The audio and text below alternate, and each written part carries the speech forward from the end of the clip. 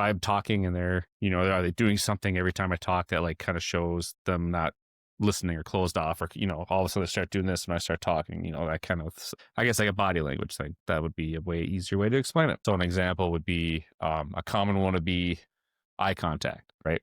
About how terrible it is. I hate holding eye contact to anybody other than like a couple core people in our life. And so I don't just to get to think about, am I making eye contact? Hurry up. Well, maybe if I just make it for a couple seconds, then look away for a couple seconds, and then I can look back and look away. Maybe I can use that as like a rhythm so I don't like tax myself. So then I'm now keeping track of the first point, the next point, the rhythm of my eye contact, as dumb as that is. What is our eye contact doing? And then that's like another point branching off of that. And then that one keeps branching of like, well, like, are they looking at me when I talk, or are they looking away?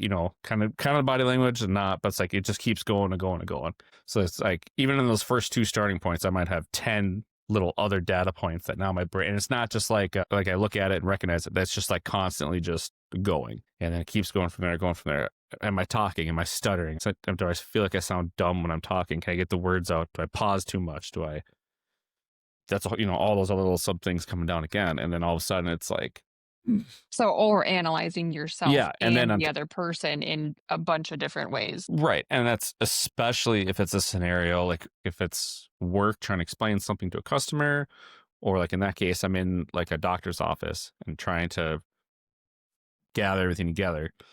And that's just from me over the years of masking and using scripts. Like I've me, I have like a very kind of analytical brain. So over the years, I was able to learn all these scripts, masks, coping, whatever, not realizing that that's for me to do that. I had luck, but not knowing that like in the background, though, that's the process is just this all the time. Right. Right. So a really good analogy would be, think of a computer, and this isn't going to get super technical, but the computer, say if you have your processor, which is the main thing doing the work, and let's say you have your RAM. If anyone's ever bought a computer, you've heard some of these words. So let's say your RAM is your short-term working memory on the computer.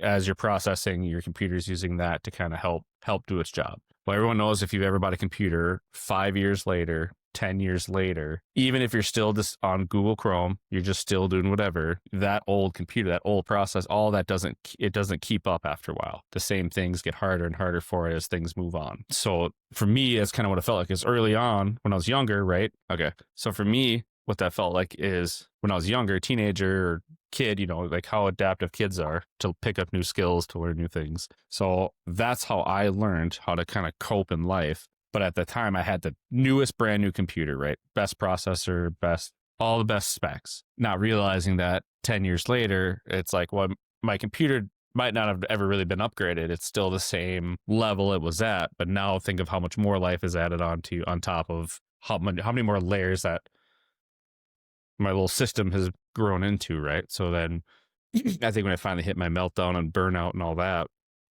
I think that was probably one of the hardest things, or one of the biggest things to look at, was you picture all this trickle down stuff, everything going with there. And then over time, that's how I learned to cope. That's how I learned how to kind of survive all of this, right? And then over time, kind of realizing it's like my computer never got upgraded. I'm still using a 30-year-old computer trying to do all Windows 98.